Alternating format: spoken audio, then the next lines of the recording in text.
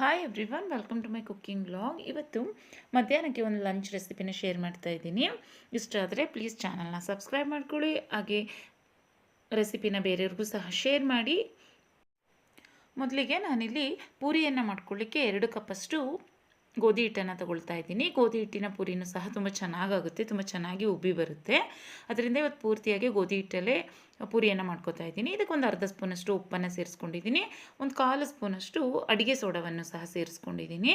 ತುಂಬ ಚೆನ್ನಾಗಿ ಉಬ್ಬಿ ಬರುತ್ತೆ ಅಂತ ಅಷ್ಟೇ, ಇಲ್ಲಾಂದರೂ ಉಬ್ಬಿ ಬರುತ್ತೆ. ಸೋಡಾ ಏನು ಸೇರಿಸ್ಬೇಕು ಅಂತ ಏನಿಲ್ಲ.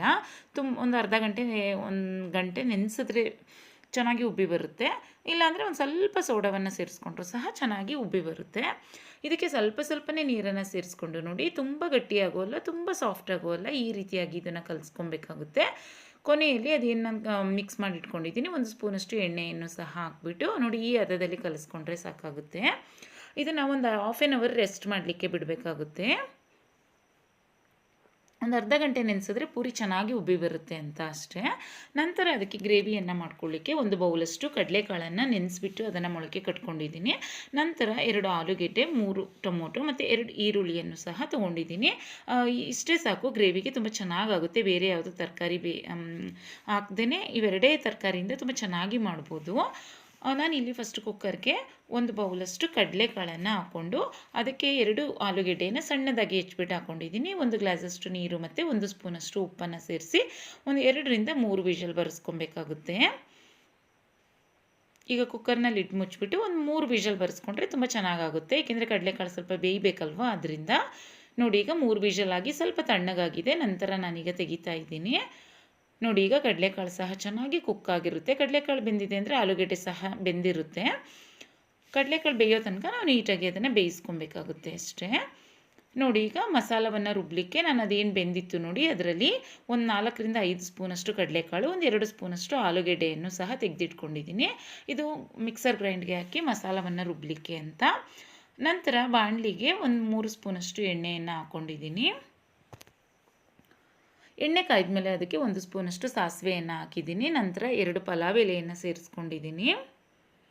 ಒಂದು ಅರ್ಧ ಸ್ಪೂನಷ್ಟು ಜೀರಿಗೆ ಮತ್ತು 2 ಈರುಳ್ಳಿಯನ್ನು ಸಣ್ಣದಾಗಿ ಹೆಚ್ಚಿಬಿಟ್ಟು ಸೇರಿಸ್ಕೊಂಡಿದ್ದೀನಿ. ಈಗ ಈರುಳ್ಳಿ ಸಹ ಚೆನ್ನಾಗಿ ಫ್ರೈ ಆಗಬೇಕು, ಅಂದರೆ ಒಂದು ಸ್ವಲ್ಪ ಕಲರ್ ಚೇಂಜ್ ಆಗಬೇಕು, ಅಲ್ಲಿ ತನಕ ಅದನ್ನು ಚೆನ್ನಾಗಿ ಫ್ರೈ ಮಾಡ್ಕೊಳ್ಬೇಕು. ನೋಡಿ, ಈಗ ಈರುಳ್ಳಿ ಕಲರ್ ಚೇಂಜ್ ಆದಮೇಲೆ ಅದಕ್ಕೆ 3 ಟೊಮೊಟೊವನ್ನು ಸಣ್ಣದಾಗಿ ಹೆಚ್ಚಿಬಿಟ್ಟು ಸೇರಿಸ್ಕೊಂಡಿದ್ದೀನಿ. ಈಗ ಟೊಮೊಟೊನೂ ಅಷ್ಟೇ ತುಂಬ ಸಾಫ್ಟ್ ಆಗಬೇಕು, ಅಲ್ಲಿ ತನಕ ಅದನ್ನು ಚೆನ್ನಾಗಿ ಫ್ರೈ ಮಾಡ್ಕೊಳ್ಬೇಕು. ಈಗ ಟೊಮೊಟೊ ನೋಡಿ ಒಂದು ಅರ್ಧದಷ್ಟು ಫ್ರೈ ಆಗಿದೆ. ಈಗ ನಾನು ಅದಕ್ಕೆ ಒಂದು ಅರ್ಧ ಸ್ಪೂನಷ್ಟು ಶುಂಠಿ ಬೆಳ್ಳುಳ್ಳಿ ಪೇಸ್ಟನ್ನು ಸೇರಿಸ್ಬಿಟ್ಟು ಈಗ ಶುಂಠಿ ಬೆಳ್ಳುಳ್ಳಿ ಪೇಸ್ಟನ್ನು ಸಹ ಚೆನ್ನಾಗಿ ಫ್ರೈ ಮಾಡ್ಕೊಂಡಿದ್ದೀನಿ. ಈಗ ಅದೇನು ಫ್ರೈ ಆಗ್ತಾ ಇತ್ತು ನೋಡಿ, ಅದರಲ್ಲಿ ಒಂದು 4 ಸ್ಪೂನಷ್ಟು ರುಬ್ಲಿಕ್ಕೆ ಏನು ತೆಗೆದಿಟ್ಕೊಂಡಿದ್ದೆ ನೋಡಿ, ಅದಕ್ಕೆ ಸೇರಿಸ್ಕೊತಾ ಇದ್ದೀನಿ. ಏಕೆಂದರೆ ಒಂದು ಅರ್ಧದಷ್ಟು ಟೊಮೊಟೊ ಮತ್ತು ಈರುಳ್ಳಿಯನ್ನು ಸಹ ರುಬ್ಕೊಂಡ್ರೆ ಟೇಸ್ಟ್ ತುಂಬ ಚೆನ್ನಾಗಿ ಬರುತ್ತೆ ಗ್ರೇವಿದು, ಅದರಿಂದ. ಈಗ ಉಳಿದಿದ್ದೇನಿದೆ ನೋಡಿ ಬಾಣಲಿಯಲ್ಲಿ, ಅದಕ್ಕೆ ನಾನು ಕುಕ್ಕರ್ ಏನು ಕೂಗಿಸ್ಕೊಂಡಿದ್ವು ನೋಡಿ, ಅದರಲ್ಲಿ ಇರುವಂತಹ ಅಂದರೆ ಅದರಲ್ಲಿ ಕಡಲೆಕಾಳು, ಆಲೂಗೆಡ್ಡೆ ಮತ್ತು ಅದರದ್ದು ಏನು ನೀರಿತ್ತು ನೋಡಿ, ಅದನ್ನು ಸೇರಿಸ್ತಾ ಇದ್ದೀನಿ. ನೋಡಿ, ಈಗ ಪೂರ್ತಿಯಾಗಿ ನೀರಿನ ಜೊತೆಗೆ ಸೇರಿಸ್ಕೊಬೇಕಾಗುತ್ತೆ.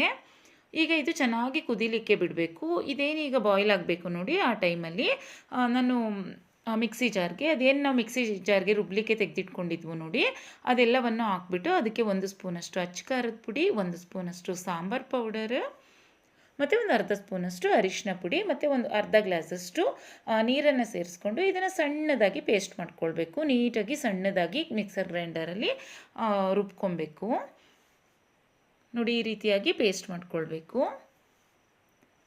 ನೋಡಿ, ಈಗ ಚೆನ್ನಾಗಿ ಕುದೀತಾ ಇದೆ ಅಲ್ವಾ. ಈಗ ಅದೇನು ಕುದೀತಾ ಇದೆ ಅದಕ್ಕೆ ನಾವು ಮಿಕ್ಸರ್ ಗ್ರೈಂಡರಲ್ಲಿ ರುಬ್ಕೊಂಡಿದ್ವಲ್ವ ಮಸಾಲ, ಅದನ್ನು ಸೇರಿಸ್ಕೊಬೇಕಾಗುತ್ತೆ. ನೋಡಿ, ಈಗ ಇದನ್ನು ಸೇರಿಸಿದ ಮೇಲೂ ಅಷ್ಟೇ ನಮಗೆ ಅದು ಸ್ವಲ್ಪ ಥಿಕ್ನೆಸ್ ಜಾಸ್ತಿ ಇರುತ್ತೆ ನೋಡಿ. ಮತ್ತೆ 1 ಗ್ಲಾಸಷ್ಟು ಅದಕ್ಕೆ ನೀರನ್ನು ಸೇರಿಸ್ಕೊಳ್ಬೇಕು ಮತ್ತು 1 ಸ್ಪೂನಷ್ಟು ಅದಕ್ಕೆ ಉಪ್ಪನ್ನು ಸಹ ಸೇರಿಸ್ಕೊತಾ ಇದ್ದೀನಿ. ಈಗ ಇದು ಚೆನ್ನಾಗಿ ಕುದಿ ಬರಬೇಕು, ಅಂದರೆ ಸುತ್ತ ಎಣ್ಣೆ ಬಿಡಬೇಕು, ಅಲ್ಲಿ ತನಕ ಒಂದು 10 ನಿಮಿಷ ಚೆನ್ನಾಗಿ ಕುದಿಸ್ಕೊಬೇಕಾಗುತ್ತೆ. ಅಂದರೆ ಅದೇನು ನಾವು ಖಾರ ಎಲ್ಲ ಹಾಕಿದ್ದೀವಿ ಅಲ್ವಾ, ಅದೆಲ್ಲ ಚೆನ್ನಾಗಿ ಕುದಿ ಬರಬೇಕು. ಈಗ ನಾನು ಒಂದು 10 ನಿಮಿಷ ಮೀಡಿಯಮ್ ಫ್ಲೇಮಲ್ಲಿ ಇಟ್ಬಿಟ್ಟು ಚೆನ್ನಾಗಿ ಕುದಿಸ್ಕೊಂಡಿದ್ದೀನಿ. ಈಗ ಅದೇನು ಸುತ್ತ ಎಣ್ಣೆ ಬಿಟ್ಟಿರುತ್ತೆ ನೋಡಿ, ಇಷ್ಟು ಕುದಿಸ್ಕೊಂಡ್ರೆ ಸಾಕಾಗುತ್ತೆ. ಈಗ ಇದಕ್ಕೆ 1 ಸ್ಪೂನಷ್ಟು ನಾನು ಕಸೂರಿ ಮೇಥಿಯನ್ನು ಸೇರಿಸ್ತಾ ಇದ್ದೀನಿ. ಅಂದರೆ ಡ್ರೈ ಮೆಂತ್ಯ ಸೊಪ್ಪಿರುತ್ತೆ ನೋಡಿ, ಅದು ತುಂಬ ಫ್ಲೇವರ್ ಚೆನ್ನಾಗಿರುತ್ತೆ ಗ್ರೇವಿಗೆ. ಅದರಿಂದ 1 ಸ್ಪೂನಷ್ಟು ಕಸೂರಿ ಮೇಥಿ ಮತ್ತು ಒಂದು ಅರ್ಧ ಸ್ಪೂನಷ್ಟು ಗರಂ ಮಸಾಲವನ್ನು ಸೇರಿಸಿದ್ದೀನಿ. ಗರಂ ಮಸಾಲ ಹಾಕಿದ್ಮೇಲೂ ಅಷ್ಟೇ ಒಂದು ನಿಮಿಷ ಕುದಿಸ್ಕೊಂಡ್ರೆ ಸಾಕು, ತುಂಬ ಏನು ಕುದಿಸೋದೇನು ಬೇಡ. ಏಕೆಂದರೆ ಅದು ಆಲ್ರೆಡಿ ಚೆನ್ನಾಗಿ ಕುದ್ದಿದೆ ಅದು ಗ್ರೇವಿ. ಅದರಿಂದ 1 ನಿಮಿಷ ಈಗ ಚೆನ್ನಾಗಿ ಕುದಿಸ್ಕೊಂಡ್ಬಿಟ್ಟು ಕೊನೆಯಲ್ಲಿ ಈಗೇನು ನಾವು ಸ್ಟವ್ನ ಆಫ್ ಮಾಡಬೇಕು ನೋಡಿ, ಆ ಟೈಮಲ್ಲಿ ಒಂದು ಅರ್ಧ ಕಟ್ಟಷ್ಟು ಇದಕ್ಕೆ ನಾನು ಕೊತ್ತಂಬರಿ ಸೊಪ್ಪನ್ನು ಸಹ ಸೇರಿಸ್ತಾ ಇದ್ದೀನಿ. ಕೊತ್ತಂಬರಿ ಸೊಪ್ಪು ಹಾಕಿದ್ರೆ ಫ್ಲೇವರ್ ತುಂಬ ಚೆನ್ನಾಗಿರುತ್ತೆ ಗ್ರೇವಿದು. ಅದರಿಂದ ನೋಡಿ ಈಗ ಚೆನ್ನಾಗಿ, ಈಗ ತುಂಬ ಏನು ಕುದಿಸ್ಬೇಕು ಅಂತ ಏನಿಲ್ಲ, ಅದು ಕುದೀತಾ ಇರುತ್ತೆ ಅಲ್ವಾ, ಈಗ ಸ್ಟವ್ ಆಫ್ ಮಾಡಿದ್ರೆ ಸಾಕಾಗುತ್ತೆ ನೋಡಿ. ಈಗ ಸರ್ವ್ ಮಾಡ್ಬೋದು, ರೆಡಿಯಾಗಿದೆ ಈಗ ಗ್ರೇವಿ. ಈ ಹದದಲ್ಲಿದ್ದರೆ ತುಂಬ ಚೆನ್ನಾಗಾಗುತ್ತೆ ನೋಡಿ. ಈಗ ಗ್ರೇವಿ ರೆಡಿ ಆಯಿತು. ಈಗ ಅದೇನು ನಾವು ಪೂರಿಯನ್ನು ಕಲಿಸ್ಕೊಂಡು ಇಟ್ಕೊಂಡಿದ್ದೀವಿ ಅಲ್ವಾ, ಅದನ್ನು ಬೇಯಿಸಲಿಕ್ಕೆ ಅಂತ, ಅಂದರೆ ಪೂರಿ ಬೇಯಿಸಬೇಕು ಅಂದರೆ ಒಂದು ಸ್ವಲ್ಪ ಬಾಣಲಿಗೆ ಎಣ್ಣೆಯನ್ನು ಕಾಯ್ಲಿಕ್ಕೆ ಇಟ್ಕೊಬೇಕಾಗುತ್ತೆ. ಅದಕ್ಕೆ ನಾನು ಅದೇನು ನಾವು ಹರ್ಕೊಳ್ಬೇಕಲ್ವ ಪೂರಿನ, ಆ ಟೈಮಲ್ಲಿ ಎಣ್ಣೆಯೂ ಸಹ ಕಾಯುತ್ತೆ. ಅದರಿಂದ ಬಾಣಲಿಗೆ ಎಣ್ಣೆಯನ್ನು ಸಹ ಕಾಯ್ಲಿಕ್ಕೆ ಇಟ್ಕೊಂಡಿದ್ದೀನಿ. ಈಗ ನಾವು ಅದೇನು ಪೂರಿ ಮಾಡ್ಕೊಳ್ಬೇಕು ನೋಡಿ, ಚಿಕ್ಕ ಚಿಕ್ಕ ಉಂಡೆಗಳಾಗಿ ನಾನು ತಗೋತಾ ಇದ್ದೀನಿ. ಅಂದರೆ ತುಂಬ ದೊಡ್ಡ ಪೂರಿಗಳನ್ನೇನು ಮಾಡ್ಕೋತಾ ಇಲ್ಲ. ತುಂಬ ದೊಡ್ಡ ಪೂರಿ ಮಾಡಬೇಕು ಅಂದರೆ ಒಂದು ಸ್ವಲ್ಪ ದೊಡ್ಡದಾಗಿ ಉಂಡೆಗಳನ್ನ ಮಾಡ್ಕೊಬೇಕಾಗುತ್ತೆ. ಮತ್ತು ಒಂದು ಸ್ವಲ್ಪ ದೊಡ್ಡ ಬಾಣಲಿನೂ ಸಹ ಇಟ್ಕೊಬೇಕಾಗುತ್ತೆ. ಅದನ್ನು ಕರೀಲಿ ಅಂದರೆ ಜಾಸ್ತಿ ಎಣ್ಣೆಯನ್ನು ಹಾಕ್ಕೊಬೇಕಾಗುತ್ತೆ ನೋಡಿ. ಈ ರೀತಿಯಾಗಿ ಚಿಕ್ಕ ಚಿಕ್ಕದಾಗಿ ನಾನು ಹರ್ಕೊಳ್ತಾ ಇದ್ದೀನಿ. ಮತ್ತು ಮೀಡಿಯಮ್ ಆಗಿ ಹರ್ಕೊಳ್ಬೇಕು, ತುಂಬ ತೆಳುವಾಗಿ ಹರ್ಕೊಬಾರ್ದು ಮತ್ತು ತುಂಬ ದಪ್ಪದಾಗೂ ಸಹ ಹರ್ಕೊಬಾರ್ದು. ಮೀಡಿಯಮ್ ಆಗಿ ಹರ್ಕೊಬೇಕು. ಮತ್ತು ನಮ್ಗೆ ಅವಾಗ ಎಷ್ಟು ಬೇಕಾಗುತ್ತೆ ನೋಡಿ, ಆ ಟೈಮಲ್ಲಿ ನಾವು ಅಷ್ಟನ್ನು ಸಹ ಫುಲ್ ರೆಡಿ ಮಾಡಿಕೊಂಡ್ರೆ ನಮಗೆ ಬೇಯಿಸ್ಲಿಕ್ಕೆ ಸಹ ಈಸಿ ಆಗುತ್ತೆ ನೋಡಿ. ನಾನು ಈ ರೀತಿಯಾಗಿ ಎಲ್ಲವನ್ನು ಸ್ವಲ್ಪ ಹರ್ಕೊಂಡ್ಬಿಟ್ಟು ಈಗ ಅದನ್ನು ಎಲ್ಲವನ್ನು ಒಟ್ಟಿಗೆ ಬೇಯಿಸಲಿಕ್ಕೆ ಸಹ ಈಸಿ ಆಗುತ್ತೆ ನೋಡಿ, ಎಷ್ಟು ಚೆನ್ನಾಗಿ ಉಬ್ಬಿ ಬರುತ್ತೆ ಅಂತ. ನಾವು ಅದೇನು ಪೂರಿನ ಹಾಕ್ತೀವಿ ಒಂದು ಸ್ವಲ್ಪ ಪ್ರೆಸ್ ಮಾಡಿದರೆ ಸಾಕು, ಚೆನ್ನಾಗಿ ಉಬ್ಬಿ ಬರುತ್ತೆ